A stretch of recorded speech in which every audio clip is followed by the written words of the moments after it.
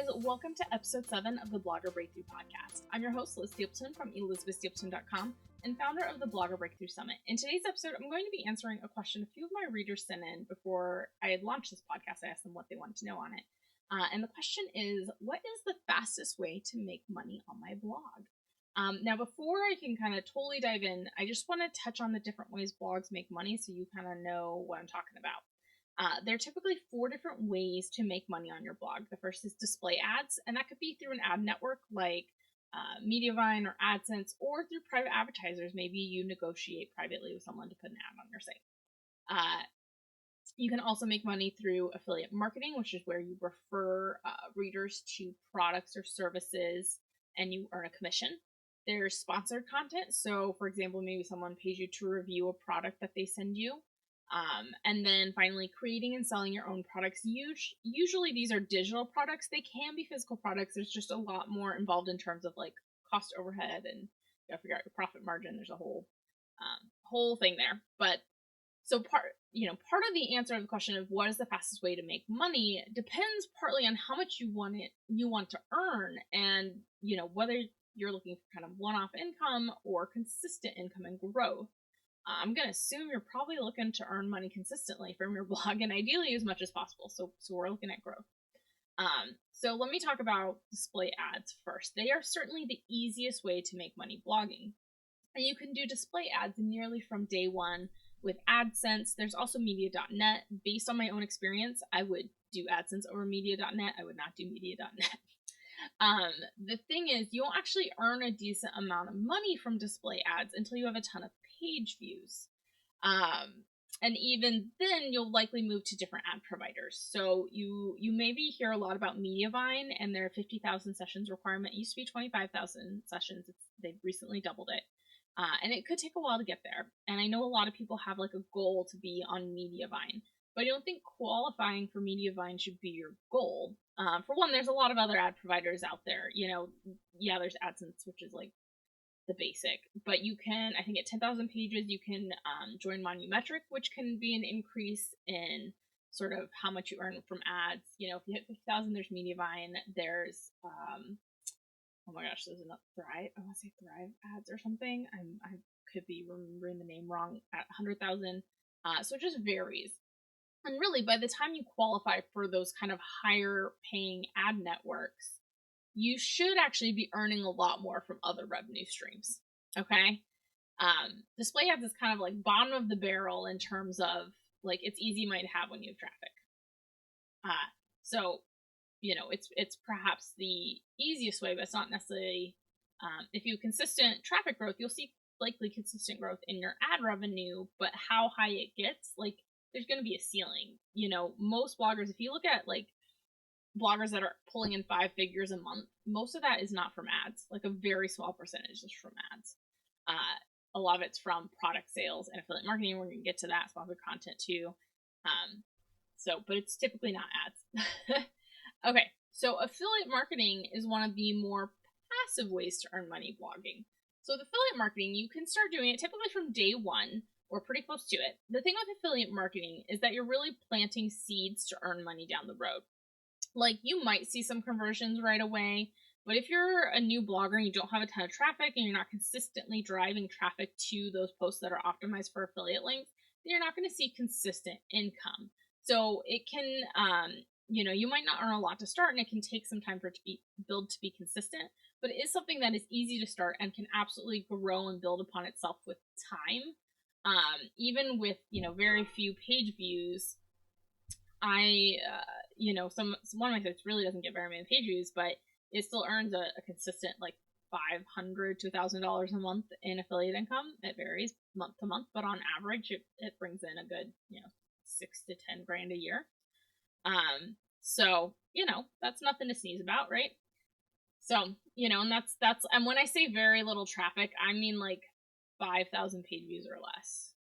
Actually, I think less. So just kind of keeping that in mind. Obviously, the more you do, when it comes to affiliate marketing, a lot of people like put affiliate links on their site and then they forget about the marketing part of affiliate marketing, where you need to actually drive traffic to those posts or pages that are optimized with affiliate links. So just keep that in mind. If you're like, how come I'm not, none of my affiliate stuff is converting? I mean, it could be a lot of different reasons, but I would first look at, okay, well, how many people are actually seeing those pages? And you can dig into Google Analytics for that. All right. So sponsored content can be another great way. I know a lot of bloggers that make a lot of money with sponsored content and working with big companies and stuff. In my opinion, and I know I'm kind of in the minority of this, I see it as sort of trading time for money. I'm personally not a huge fan of it. I've done, in these 6 years I've been blogging, I've done all of 2 sponsored posts.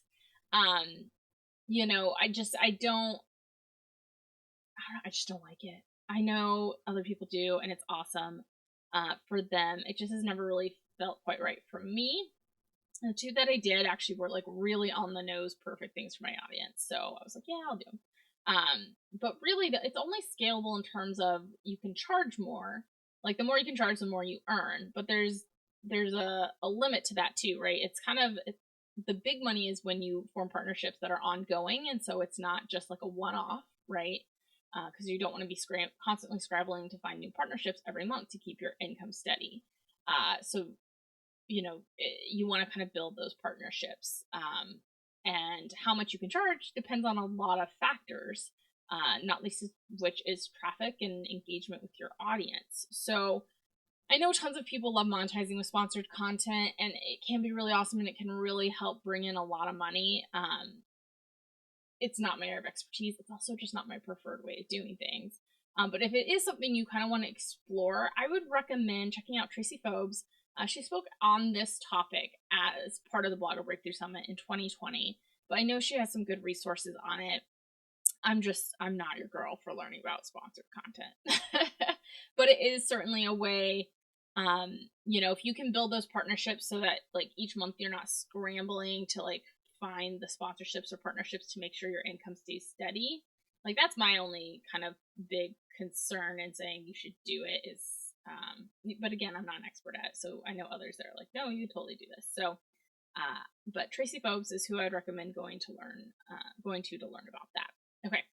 And then finally, I just want to talk about selling products. This is going to likely earn you the most.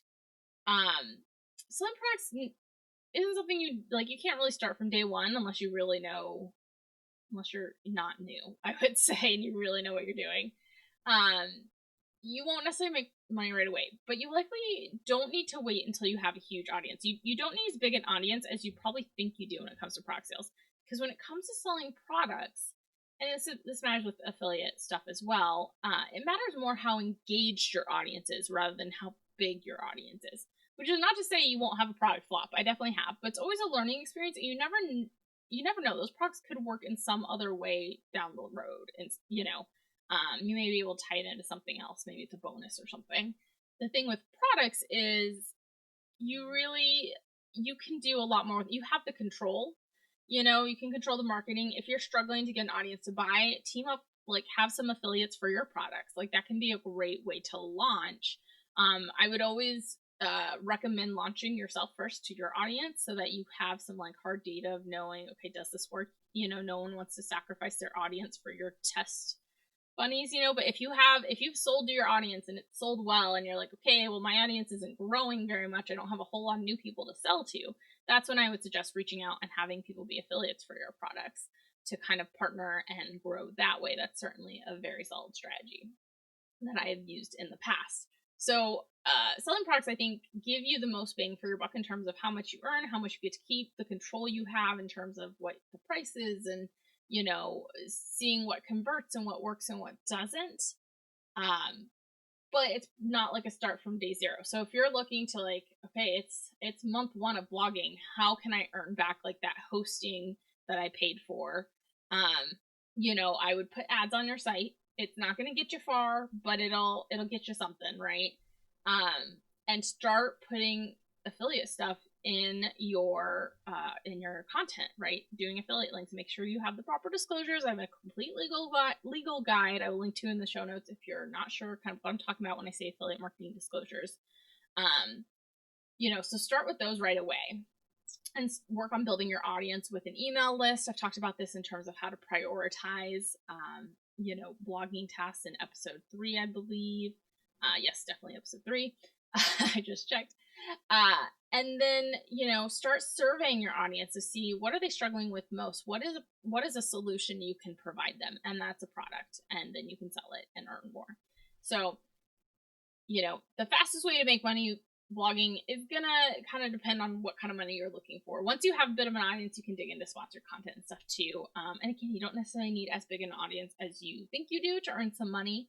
But hopefully, kind of going through it like this, it gives you a bit of clarity, and you kind of now have an idea in your head of what you want to do to start earning more on your blog. With that, I'm going to invite you to please join me next week when I share 3 things you should stop doing so that you can start earning more. I'll catch you next time.